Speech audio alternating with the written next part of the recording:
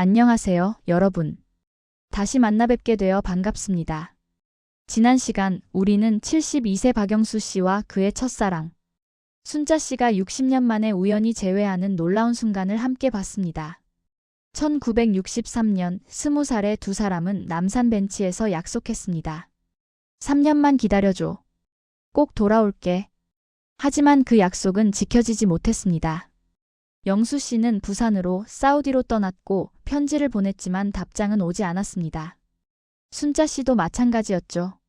매주 편지를 썼지만 영수 씨에게는 도착하지 않았습니다. 두 사람은 서로가 자신을 버렸다고 생각하며 60년을 살았습니다. 그런데 60년 만에 다시 만난 자리에서 이상한 점을 발견했습니다. 분명 편지를 보냈는데 두 사람의 편지는 왜 서로에게 도착하지 못했을까요? 오늘은 그 충격적인 진실이 밝혀지는 시간입니다. 지난 1화를 못 보신 분들은 꼭 먼저 보고 오시길 추천드립니다. 그리고 구독과 알림 설정 잊지 마세요. 여러분의 응원이 이런 이야기를 계속 만들어갈 수 있는 힘이 됩니다. 순자는 떨리는 손으로 핸드백에서 낡은 편지 봉투들을 하나하나 꺼냈습니다. 10통, 20통, 30통이 넘는 편지들. 모두 60년 전 순자가 영수에게 보내려고 했던 것들이었습니다. 오빠, 저는 이 편지들을 평생 간직하고 있었어요. 영수는 떨리는 손으로 그 편지들을 받아들었습니다. 봉투마다 빨간 도장이 찍혀 있었습니다. 수취인 불명, 주소 불명, 반송. 이게 도대체? 영수는 이해할 수 없었습니다. 자신은 분명 부산에 있었고 주소도 정확히 알려줬는데 왜 편지가 돌아왔을까? 순자야, 너네 주소 잘못 쓴 거 아니야? 아니에요, 오빠. 오빠가 알려준 주소 그대로 썼어요. 처음에는 저도 그렇게 생각했어요. 한 통이 돌아오길래 제가 실수한 줄 알았죠. 순자는 편지들을 펼쳐 보였습니다. 그런데 계속 돌아오는 거예요. 두 번째, 세 번째, 10번째까지도. 그래서 주소를 바꿔도 써보고 다른 방법도 써봤는데 다 돌아왔어요. 영수는 조심스럽게 편지 한 통을 꺼내 읽기 시작했습니다. 영수 오빠께, 오빠 잘 지내고 계신가요? 저는 매일 오빠 생각을 해요. 왜 답장이 없으세요? 제 편지가 안 가는 걸까요? 아니면 오빠가 저를 잊으신 걸까요? 오빠 제발 답장 주세요. 한 줄이라도 좋아요. 오빠가 잘 있다는 것만 알고 싶어요.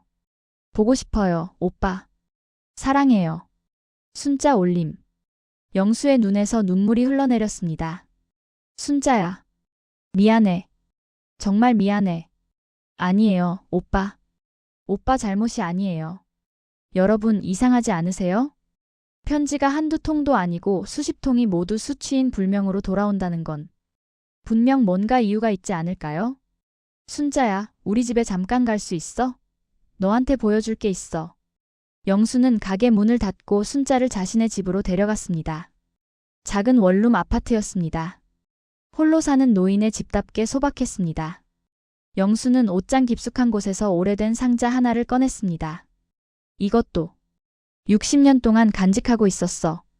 상자를 열자 그 안에도 편지들이 가득했습니다. 순자에게 보냈지만 돌아온 편지들. 나도 너랑 똑같았어. 영수는 편지들을 하나씩 꺼냈습니다. 처음 몇 통은 그냥 답장이 안 오는 거라고 생각했어. 바쁘겠지, 금방 올 거야, 그렇게 생각했지. 하지만 한 달이 지나고 두 달이 지나고 반년이 넘어가도 답장이 없으니까 영수는 말을 잇지 못했습니다. 그래서 석 달쯤 지났을 때 직접 서울로 올라갔어. 너희 약국 앞까지 갔었어. 네. 그때? 오빠가 왔었어요? 응. 하지만 내 아버지가 약국 앞에서 지키고 계시더라고. 나를 보자마자 욕을 하시면서 쫓아내셨어. 순자는 그 사실을 몰랐습니다. 아버지가 그러셨어요? 응. 그래서 그냥 돌아왔어. 그리고 더 열심히 일했지. 빨리 돈을 많이 벌어서 내 아버지도 인정할 수 있는 사람이 되려고. 순자는 영수의 편지를 하나 펼쳐 읽었습니다. 순자에게 보고 싶어. 매일 밤 남산 벤치를 생각해. 우리가 마지막으로 함께 있던 그곳을. 일은 힘들지만 괜찮아.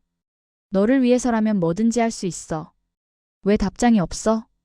혹시 내가 뭘 잘못했어? 아니면 다른 사람을 만난 거야? 제발 답장 좀 해줘. 내 목소리가 듣고 싶어. 영수. 순자도 눈물을 흘렸습니다.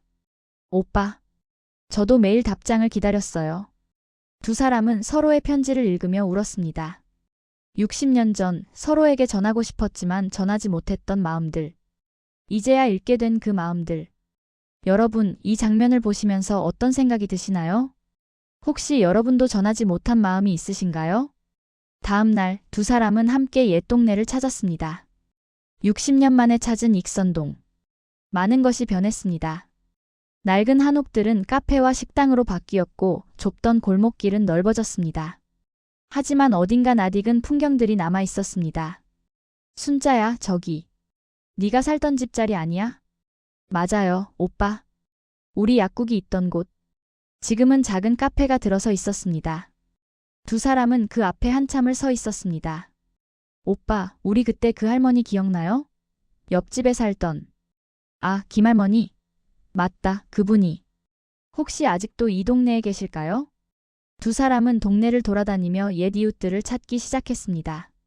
하지만 대부분 이사를 가거나 돌아가셨습니다. 그때 골목 끝에 있는 작은 슈퍼마켓에서 한 할머니가 나오는 것이 보였습니다. 저기, 혹시 박 할머니 아니세요? 할머니는 두 사람을 빤히 쳐다봤습니다. 너희, 혹시. 네, 저 영수예요. 박영수. 그리고 여기는. 아이고, 약국집 딸 순자야. 그리고 목순의 아들 영수. 박 할머니는 두 사람을 알아봤습니다. 아이고 세상에. 너희 둘이 어떻게 함께? 할머니, 저희가 여쭤볼 게 있어서 왔어요. 세 사람은 근처 카페로 자리를 옮겼습니다. 할머니 혹시 기억하세요? 1963년쯤. 저희가 사귀었을 때. 박 할머니는 고개를 끄덕였습니다. 기억하지? 그때 참. 난리도 아니었지. 무슨 난리요? 순자네 아버지가 얼마나 반대를 하셨는데. 약국 주인이 목수 아들을 사위로 받아들이겠어? 그때는 그런 시절이었어. 할머니는 차를 한 모금 마시고 계속했습니다. 그래서 순자네 아버지가 별짓을 다 하셨지. 별짓이요? 영수와 순자는 동시에 몸을 앞으로 기울였습니다. 순자네 아버지가 우체부한테 돈을 주셨어. 네. 영수 너한테 오는 편지를 전부 가로채라고. 그래서 모두 수취인 불명으로 되돌려 보내게 했지. 영수와 순자는 할 말을 잃었습니다. 그뿐만이 아니야. 순자가 영수한테 보내는 편지도 약국 우편함에 온 걸 먼저 확인하셨어. 영수한테 가는 편지는 전부. 할머니는 말을 멈췄습니다. 전부. 뭐요? 불태우셨어. 다 태워버리셨어. 순자는 입을 막았습니다. 아버지가. 그러셨어요? 미안하다, 순자야. 나도 그때 그걸 봤는데. 말을 못했어.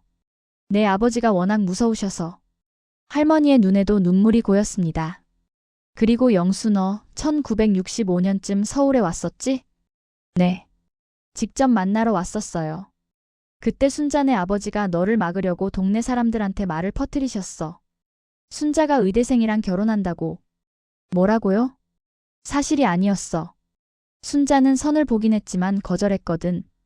하지만 내 아버지가 결혼한다는 거짓말을 퍼뜨려서.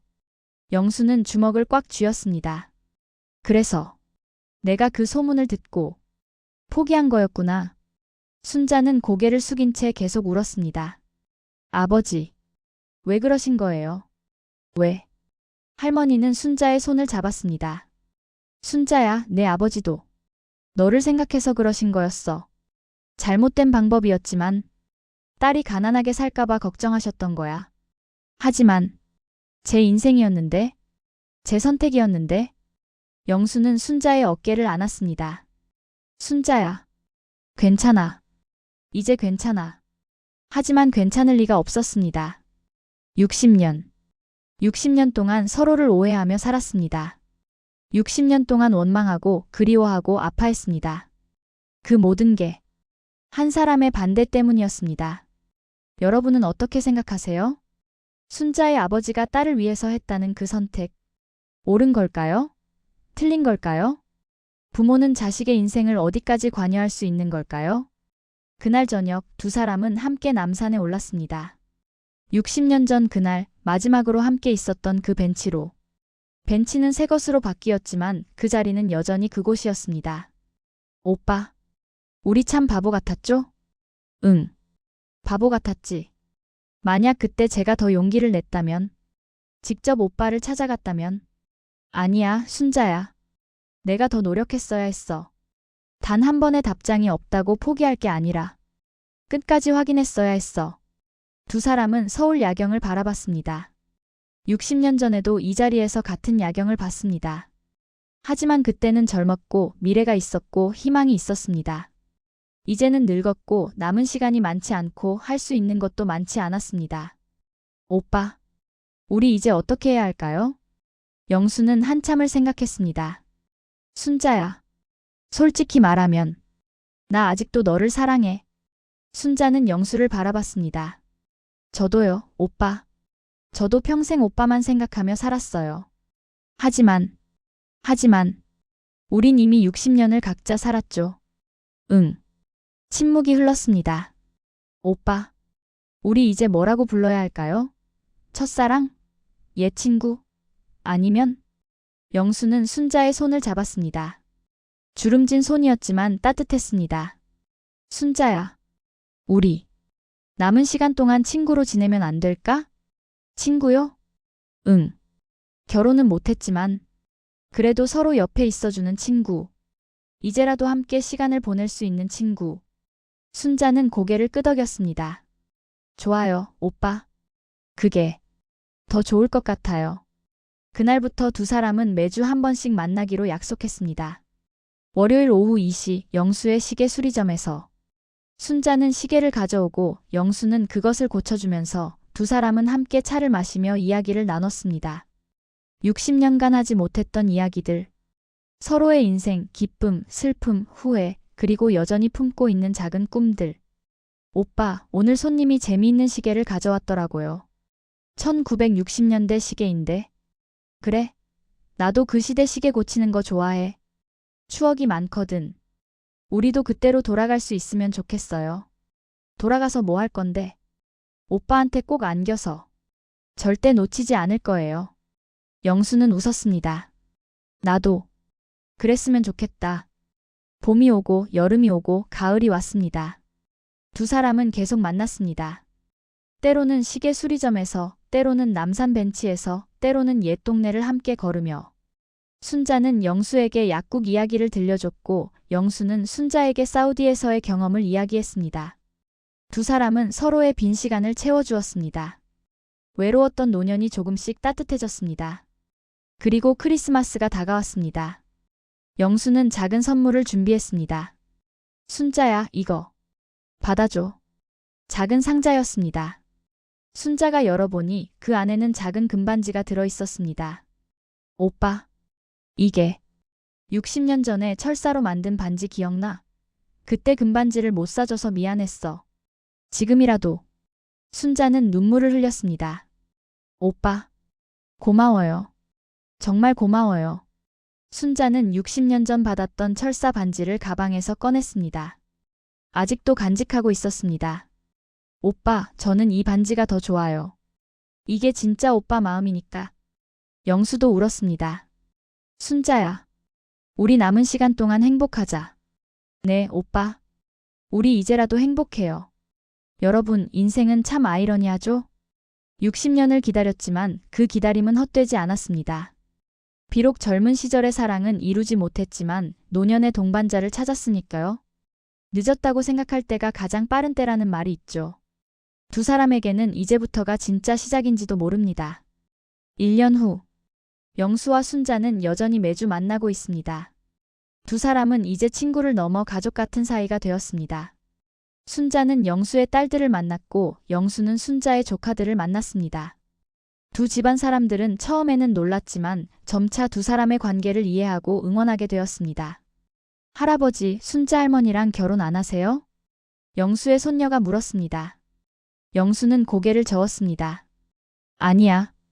우린 이대로가 좋아. 결혼보다 더 좋은 게 있단다. 뭔데요? 서로를 이해하고 존중하고 함께 있어주는 것. 그게 더 중요해. 어느 봄날 두 사람은 다시 남산 벤치에 앉았습니다. 오빠, 만약 60년 전으로 돌아간다면 다시 오빠를 선택할 거예요. 나도 그래. 100번을 다시 태어나도 너를 선택할 거야. 하지만 오빠, 지금도 좋아요. 이렇게 함께 있어서. 나도 지금이 가장 행복해. 두 사람은 서울 하늘을 바라봤습니다. 60년 전 그 하늘과 같은 하늘. 하지만 이제는 함께 보고 있는 하늘. 그것만으로도 충분했습니다. 사랑은 때로 우리가 예상하지 못한 길로 흐릅니다. 박영수 씨와 김순자 씨의 이야기는 황당하고 안타깝고 때로는 화가 나기도 합니다. 60년이라는 시간.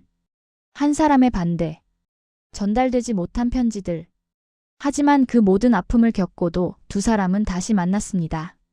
그리고 남은 시간을 함께 하기로 했습니다. 이것이 해피엔딩일까요? 아니면 여전히 안타까운 이야기일까요? 정답은 없습니다. 다만 우리가 배울 수 있는 것은 첫째, 사랑하는 사람이 있다면 지금 당장 표현하세요. 60년을 기다리지 마세요. 둘째, 진실을 확인하세요. 오해로 평생을 후회하지 마세요. 셋째, 늦었다고 생각하지 마세요. 인생에는 언제나 새로운 시작이 있습니다. 여러분에게도 잊지 못하는 사람이 있나요? 연락하고 싶지만 용기가 나지 않는 사람이 있나요? 하고 싶었지만 하지 못한 말이 있나요?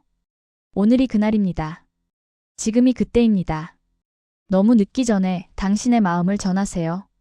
그것이 이 이야기가 우리에게 전하는 메시지입니다. 이 이야기가 여러분에게 조금이라도 위로가 되었다면 좋아요 버튼 눌러주세요. 그리고 댓글로 여러분의 이야기를 들려주세요. 여러분의 첫사랑은 어떤 사람이었나요? 지금 어디서 무엇을 하고 계실까요? 다시 만나고 싶으신가요? 모든 이야기가 소중합니다. 함께 나누고 함께 공감하고 함께 위로받을 수 있기를 바랍니다. 다음 시리즈에서는 또 다른 시니어분들의 황당하고도 따뜻한 만남 이야기로 찾아뵙겠습니다. 구독과 알림 설정 필수. 여러분의 응원이 이런 의미 있는 이야기를 계속 만들어갈 수 있는 힘이 됩니다. 건강하시고 사랑하시고 행복하세요. 여러분의 인생에도 아름다운 만남이 가득하기를 바랍니다. 다음 이야기에서 또 만나요. 시청해주셔서 감사합니다.